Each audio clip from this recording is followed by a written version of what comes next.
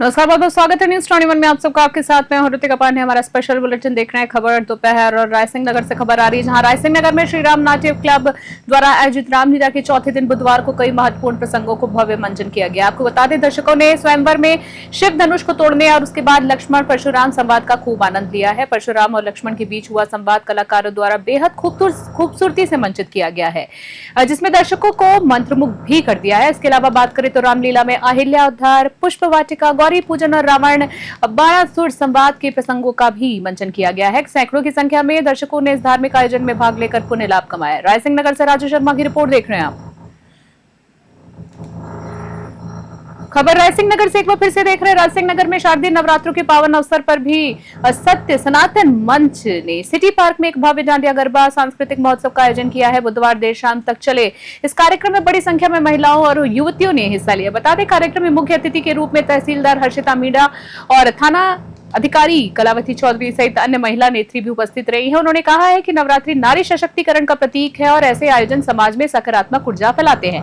कार्यक्रम में महिलाओं को मुफ्त लकी कूपन्स भी दिए गए हैं। लकी ड्रॉ के माध्यम से 3 विजेताओं को आकर्षक पुरस्कार भी भेंट किए गए हैं, जिससे महिलाओं में खासा उत्साह भी देखने को मिला। आपको बता दें, आयोजन समिति की वंदना मुंद्रा, अनुराधा सोनी और अजय गौतम ने कार्यक्रम में सभी व्यवस्थाओं को संभाला है, जिससे आयोजन एक सफल और गरिमामयी सामाजिक संस्कृति मंच बन गया। रायसिंह नगर से राजू शर्मा की रिपोर्ट देख रहे हैं आप।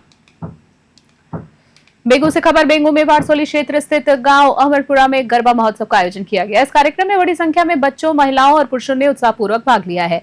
प्रकाश धाकड़ ने बताया है कि गरबे में चीर भुजा मित्र मंडल को विशिष्ट अतिथि के रूप में बुलाया गया है। देर रात तक चले संगीतमय आयोजन में भक्तों ने जमकर गरबा किया है। कार्यक्रम के अंत में संगीतमय आरती के बाद प्रसाद का वितरण भी किया गया। इस दौरान प्रकाश धाकड़, राजेंद्र धाकड़, कमलेश धाकड़, प्रहलाद धाकड़ और कल्याण सहित कई लोग भी उपस्थित रहे। बेगू से मदन मीणा की रिपोर्ट देख रहे हैं आप। रायसिंह नगर से खबर देख रहे हैं, जहां आपको बता दें, केंद्रीय भंडारण निगम यानी सीडब्ल्यूसी ने अपनी 63वीं साधारण सभा की बैठक में सीमावर्ती क्षेत्रों के विकास के लिए 1,30,00,000 रुपए का बजट स्वीकृत किया है। ये जानकारी क्रय विक्रय सहकारी समिति रायसिंह नगर के चेयरमैन राकेश ठोलिया ने दी है, जिन्होंने बैठक में आम सभा के प्रतिनिधि के रूप में भाग लिया। बता दें, स्वीकृति बजट से सीमावर्ती क्षेत्रों के सरकारी स्कूलों में बैटरी बैकअप के साथ सोलर पैनल्स लगाए जाएंगे। सरकारी अस्पतालों में बेहतर सुविधाएं दी जाएंगी। इसके तहत बात करें तो रायसिंह नगर का सरकारी अस्पताल पूरी तरह से वाताकुलीन यानी फुल एयर कंडीशनर हो जाएगा। राकेश ठोलिया ने सीडब्ल्यूसी के अध्यक्ष, एमडी और निदेशक मंडल का आभार व्यक्त किया। उन्होंने कहा कि पिछली बैठक में उन्होंने ही बॉर्डर क्षेत्र के लिए सीएसआर बजट की मांग की थी। सीडब्ल्यूसी मानव संसाधन प्रमुख ने आश्वासन दिया है कि सभी स्वीकृत कार्य 20 दिनों के भीतर शुरू किए जाएंगे। वहीं इस दौरान KVSS श्रीकरणपुर के अध्यक्ष लखविंदर सिंह लखिया भी ठोलिया के साथ मौजूद रहे। रायसिंह नगर से राजू शर्मा की रिपोर्ट। और से खबर, जहां और उपखंड मुख्यालय में एक दिन 1 घंटा एक साथ राष्ट्रव्यापी श्रमदान अभियान के तहत सफाई अभियान चलाया गया है। बता दें आपको, निदेशालय स्वायत्त शासन विभाग जालोर के निर्देश पर नगर पालिका होर ने यह आयोजन तालाब की पाल पर किया है। श्रमदान कार्यक्रम केंद्र और राजस्थान सरकार द्वारा आयोजित सेवा पखवाड़ा का हिस्सा था। आपको बता दें, कार्यक्रम जिसमें विधायक छगन सिंह राजपुरोहित की उपस्थिति में ये अभियान चलाया गया है। विधायक ने सभी उपस्थित लोगों को स्वच्छता बनाए रखने की शपथ दिलाई। इस मौके पर अधिशासी अभियंता राकेश कुमार, नगर पालिका के निर्वतमान चेयरमैन सूजाराम और अन्य गणमान्य नागरिक भी मौजूद रहे हैं। इस अभियान का उद्देश्य लोगों में स्वच्छता के प्रति जागरूकता पैदा करना और सामुदायिक भागीदारी को बढ़ावा देना। आहोर से संजीव कुटल की रिपोर्ट। खाजूवाला से खबर, खाजूवाला के दतनौर गांव में उज्जवल एजुकेशन एंड वेलफेयर सोसाइटी द्वारा आयोजित निःशुल्क ब्यूटी पार्लर और मेहंदी प्रशिक्षण कार्यक्रम सफलतापूर्वक संपन्न हुआ। इस कार्यक्रम में महिलाओं और युवतियों को आत्मनिर्भर बनाने और स्वरोजगार के अवसर प्रदान करने के उद्देश्य से प्रशिक्षण दिया गया है। कार्यक्रम का संचालन श्याम सुंदर ने किया। आपको बता दें, ब्यूटी पार्लर का प्रशिक्षण सोना देवी ने किया है, जबकि मेहंदी की नई तकनीकों के बारे में शमरीन ने सिखाया है। कार्यक्रम की मुख्य अतिथि डॉक्टर प्रियंका और अध्यापिका विजय लक्ष्मी ने अपने विचार साझा करते हुए कहा है कि रचनात्मकता, सोच और कड़ी मेहनत से व्यक्ति जीवन में आगे बढ़ सकता है। प्रशिक्षण पूरा होने पर सभी प्रतिभागियों को प्रमाण पत्र वितरित किए गए। आपको बता दें, प्रमाण पत्र वितरित करने के बाद उनके कौशल को मान्यता मिली है। खाजूवाला से धर्मपाल लेगा की विशेष रिपोर्ट।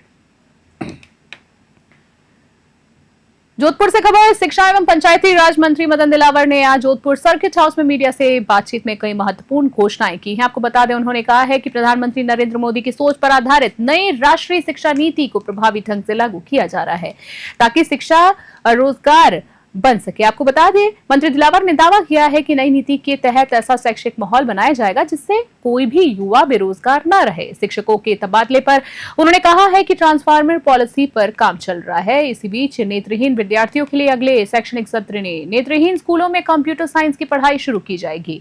समय पर स्कूल न आने वाले शिक्षकों पर लगाम लगाने के लिए बायोमेट्रिक हाजिरी सिस्टम जल्द ही लागू किया जाएगा। वहीं पंचायती राज मंत्री के तौर पर उन्होंने कहा है कि निर्माण कार्यों की गुणवत्ता से कोई समझौता नहीं होगा। यदि काम की गुणवत्ता में कोई कमी पाई गई तो संबंधित बीडीओ और इंजीनियर से वसूली की जाएगी। मंत्री दिलावर ने स्पष्ट किया है कि सरकार जनता के पैसे का सही उपयोग सुनिश्चित करने के लिए निर्माण कार्यों की निगरानी को सख्त कर रही है। जोधपुर से मनोहर सिंह की विशेष रिपोर्ट।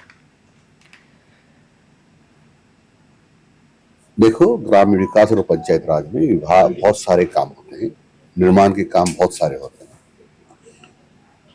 और ये देखने में आया है कि कुछ काम हल्की क्वालिटी के होते हैं। तो हमने तय किया है कि हल्की क्वालिटी के जो काम करते हैं लोग, जिसमें विशेषकर काम कराने वाला यानी इंजीनियर होता है और बिल बनाने वाला और सुपरवाइजरी जिसकी ड्यूटी होती है विकास अधिकारी, वो नजरअंदाज कर देते या देखते नहीं या प्रलोभन रहता है। इसके कारण से ठीक प्रकार का काम नहीं करा पाते। हमने तय किया है कि यदि वो क्वालिटी हल्की हुई काम की तो बीडीओ और इंजीनियर से पूरे काम में की लागत जितनी धन राशि होती वो वसूल करेंगे। खबर देख रहे हैं जहां अलवर से आ रही है। अलवर में भारत तिब्बत सीमा पुलिस ITBP द्वारा पर्यावरण संरक्षण और हरित क्रांति को समर्पित एक पेड़ मां के नाम अभियान के तहत हरियाणा राजस्थान संकल्प समारोह का आयोजन किया गया। इस कार्यक्रम में मुख्य अतिथि राज्य के वन एवं पर्यावरण मंत्री संजय शर्मा रहे। इस विशेष अभियान के तहत बात करें तो ITBP परिसर और आसपास के क्षेत्रों में 11,000 पौधे लगाए गए हैं। मंत्री संजय शर्मा ने अपने संबोधन में कहा कि पर्यावरण संरक्षण केवल सरकार का ही नहीं बल्कि हर नागरिक का कर्तव्य है। जी हाँ, सरकार ही नहीं बल्कि हर नागरिक का कर्तव्य। उन्होंने ये भी कहा है सभी से अपनी मां के नाम पर एक पौधा लगाने का आग्रह भी किया है ताकि आने वाली पीढ़ियों को स्वच्छ हवा मिल सके। उन्होंने इस अभियान को जन आंदोलन बनाने की आहवान भी किए हैं। बता दें आपको, मंत्री संजय शर्मा ने पहाड़ियों के बीच नगर वन बनाने की घोषणा की है। वहीं समारोह में उप महानिदेशक संजय कुमार कोठारी, प्रशासनिक अधिकारी, ITBP के जवान, विधायक गण और बड़ी संख्या में आमजन भी मौजूद रहे। अलवर से प्रदीप गोयल की स्पेशल रिपोर्ट। देखिए, संपूर्ण देश सेवा पखवाड़ा का कार्यक्रम आयोजित कर रहा है। विशेष रूप से 17 सितंबर 2025 माननीय प्रधानमंत्री जी के जन्मदिन से लेकर के 2 अक्टूबर 2025 राष्ट्रपिता महात्मा गांधी जी की जयंती को लेकर के आज मैं धन्यवाद देना चाहूँगा भारत तिब्बत सीमा पुलिस के इस प्रशिक्षण केंद्र में आज जो हमारे जवानों के द्वारा आदरणीय संजय कोठारी साहब के नेतृत्व में 11,000 पौधों का रोपण का कार्यक्रम किया गया है और मुझे यहाँ आने का सौभाग्य प्राप्त हुआ है। यहाँ पे इस प्रांगण में 1.25 लाख पौधे लगाने का लक्ष्य रखा गया है, जिसके निमित्त आज 11,000 पौधे लगाए जा रहे हैं। उसका संरक्षण भी हमारे जवान और अधिकारी करेंगे। एक पेड़ माँ के नाम जो माननीय प्रधानमंत्री जी का आह्वान है, संपूर्ण देश में वो माननीय प्रधानमंत्री जी का आह्वान एक जन आंदोलन बन गया है। आप देखते होंगे पहले हमको आग्रह करना पड़ता था कि पौधा रोपण कीजिए, पौधे नर्सरी से ले लीजिए। श्रीमाधोपुर से खबर, जहां श्रीमाधोपुर कस्बे के राजस्व ग्राम लिसाडिया में तहसीलदार जगदीश प्रसाद बैरवा के नेतृत्व में राजस्व विभाग की टीम ने अवैध अतिक्रमण के खिलाफ बड़ी कार्रवाई की है। इस कार्रवाई के तहत बडबोर वाली ढाणी से करीरी की ओर जाने वाले रास्ते को अतिक्रमण मुक्त कराया गया है। ग्रामीणों ने हाल में ही आयोजित ग्रामीण सेवा शिविर में UDH मंत्री झावर सिंह खर्रा से इस रास्ते पर अतिक्रमण की शिकायत की थी। शिकायत का संज्ञान लेते हुए तहसीलदार बैरवा ने तुरंत कार्रवाई शुरू कर दी। आपको बता दें, ये रास्ता करीब 15 से 20 ढाणियों से होकर गुजरता है और ये 3 गांवों जिसमें मुंडरू, लिसाडिया और करीरी को जोड़ता है। तहसीलदार जगदीश प्रसाद बैरवा अपने क्षेत्र में अतिक्रमण स्पेशलिस्ट के नाम से मशहूर हो चुके हैं और वो अब तक 10 दर्जन से अधिक अतिक्रमणों के खिलाफ कार्रवाई कर चुके हैं। श्रीमाधोपुर से रविकांत अग्रवाल की रिपोर्ट। मिर्चा सिटी से खबर, नगर पालिका परिसर में अत्याधुनिक सुविधाओं से लैस मीरा सभागार का लोकार्पण किया गया है। विधायक लक्ष्मण राम कलरू ने मुख्य अतिथि के रूप में इसका उद्घाटन किया है, जिससे शहर के विकास के लिए एक नया मंच तैयार किया गया है। बता दें, इस सभागार को 5 स्टार होटल जैसी सुविधाओं से युक्त बनाया गया है। विधायक कलरू ने कहा है कि सभागार में अब पक्ष और विपक्ष दोनों मिलकर शहर के विकास से जुड़े मुद्दों पर खुलकर चर्चा कर सकेंगे। सभागार में मां मीराबाई के नाम पर मीरा सभागार का नाम दिया गया है। अधिशासी अधिकारी श्रवण चौधरी ने बताया कि सभागार का निर्माण उनके अथक प्रयासों का परिणाम है। इस मौके पर जनता प्रधान संदीप चौधरी, नगर पालिका अध्यक्ष शोभा लाहौटी, उपखंड अधिकारी पूनम जोयल और तहसीलदार राम सिंह गुर्जर भी मौजूद रहे। मेरता सिटी से सुशील दिवाकर की रिपोर्ट। ये मीरा नगरी है, मेड़ता की ऐतिहासिक नगरी है, जिसमें यहाँ की नगर पालिका भी ऐतिहासिक है। ये पुराना ऐतिहासिक भवन है। इसका जो पुराना सभागार था, उस सभागार को मीरा सभागार का नाम देते हुए हमने इसका जीर्णोद्धार करके इसको अति आधुनिक सुविधाओं युक्त सभागार बनाया। मीरा सभागार का नाम देके जब हमने इसको ऐतिहासिक सभागार बनाया है, तो इस हमारी यही भावना और सोच थी कि यहाँ का जो बोर्ड है, अब बोर्ड इसमें पक्ष और विपक्ष यहाँ बैठकर मेड़ता के विकास के लिए जो भी निर्णय लेंगे वो सकारात्मक निर्णय लेंगे और मेड़ता का जो विकास है वो तीव्र गति से हो। इसी सोच के साथ इसे अति आधुनिक सुविधाओं युक्त जो सभागार है, इसमें 6 एसी लगाए हुए हैं, 100 लोगों के बैठने की कैपेसिटी है, सुविधा युक्त चेयर्स वगैरह लगाए हैं। इसका फर्श वापस नए सिरे से चेंज करवाया है और इसका फर्नीचर वगैरह कूलिंग सिस्टम के साथ और मीरा सभागार के नाम से। और नारायणपुर से खबर, अलवर जिला शिक्षा अधिकारी प्रारंभिक देवेंद्र सिंह के ने नारायणपुर से क्षेत्र के 3 स्कूलों, जिसमें राजकीय उच्च प्राथमिक गुड़ी की ढाणी, राजकीय उच्च प्राथमिक विद्यालय मेहर की ढाणी और राजकीय उच्च माध्यमिक विद्यालय खरकड़ी कला का औचक निरीक्षण किया है। आपको बता दें, खरकड़ी कला का औचक निरीक्षण भी किया है। इसके साथ ही साथ निरीक्षण के दौरान डीईओ ने मिड डे मील यानी एमडीएम और स्कूल से जुड़े अन्य महत्वपूर्ण दस्तावेजों की भी जांच की है। आपको बता दें, सभी व्यवस्थाएं संतोषजनक पाई गई हैं। व्यवस्थाएं संतोषजनक पाने के बाद जिला शिक्षा अधिकारी ने छात्रों से बातचीत कर उन्हें जीवन में आगे बढ़ने के लिए प्रोत्साहित भी किया। निरीक्षण के समय खरकड़ी के प्राचार्य संजय शर्मा, गढ़ी के उप प्राचार्य किशोर सिंह, मेहर की ढाणी प्रधानाध्यापक गिरधारी शर्मा और गोगड़ी की ढाणी के प्रधानाध्यापक श्रीराम जाट मौजूद थे। नारायणपुर से भास्कर कुमार शर्मा की रिपोर्ट देख रहे हैं आप।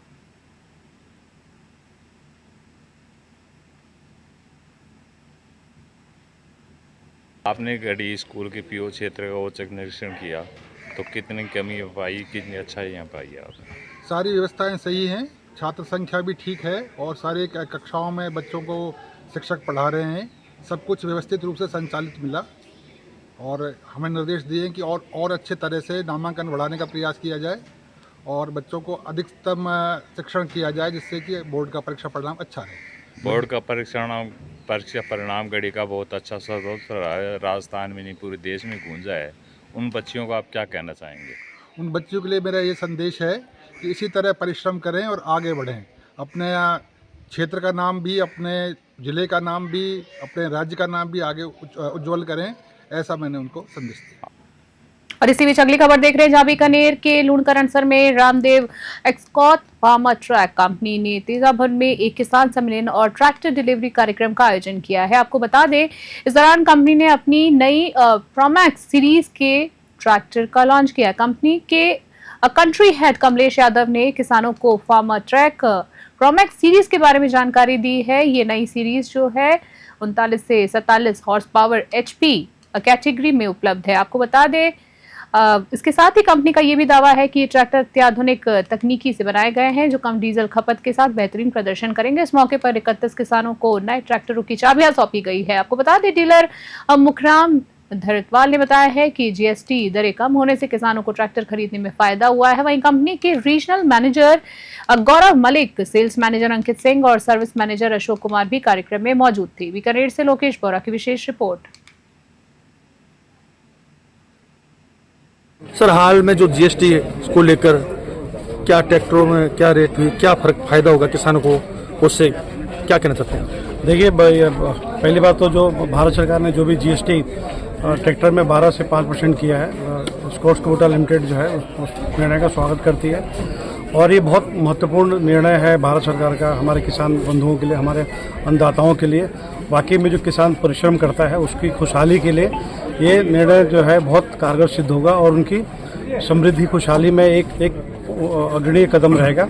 और इस निर्णय को आगे बढ़ाते हुए जन जन तक पहुंचाने के लिए हमारी स्कॉट्स कबूटा लिमिटेड ने भी बिल्कुल पारदर्शिता तरीके से जो है जो भी 7% का छूट जीएसटी का गवर्नमेंट ने दिया है, हम सभी किसान भाइयों को उसको आगे पास ऑन कर रहे हैं। जीएसटी की छूट भी हो गई है, साथ में ये नया ट्रैक्टर भी लॉन्च हुआ है, दोनों तरफ किसानों को फायदा होकर उसके लिए आप क्या कर रहे हैं? और ये अभी जो जीएसटी का चल रहा है उसमें तो किसानों को फायदा है ही है, और कुछ चीज़ें जो हमारे जो नया सीरीज आया है, नए ट्रैक्टर जो आए हैं उनको थोड़ा सा बनने में टाइम लग रहा है, क्योंकि इनका प्लांट अभी शुरू हुआ है। तो ऑल इंडिया पे इसकी पूरे सप्लाई है, उसके साथ साथ अन्य कंट्रियों पे भी सप्लाई है। तो नया मॉडल जो हमारे हैं इनको हम अभी किसानों को दे पा रहे हैं लगभग 45 दिन में या 30 दिन में या 50 दिन में आसपास, इतना टाइम बुकिंग के बाद लग रही है। क्योंकि हमारी अभी पूरा प्लांट जो नया स्टार्ट हुआ है उसमें मैन्युफैक्चरिंग थोड़ा सा धीरे धीरे साल के बाद में फुल स्टार्ट हो जाएगा, तो किसानों को ये प्रॉब्लम नहीं आएगी। बाकी जो हमारी सीरीज है वो सारी हम दे रहे हैं, और कंपनी का अन्य भी त्यौहार के माध्यम से जो भी किसानों को फायदा हम हमारी कंपनी की तरफ से दे रहे हैं वो इंसेंटिव के रूप में वो भी दे रहे हैं। खास बुलेटिन में फिलहाल के लिए इतना ही। बने रहे न्यूज़ 21 अभी के लिए। नमस्कार।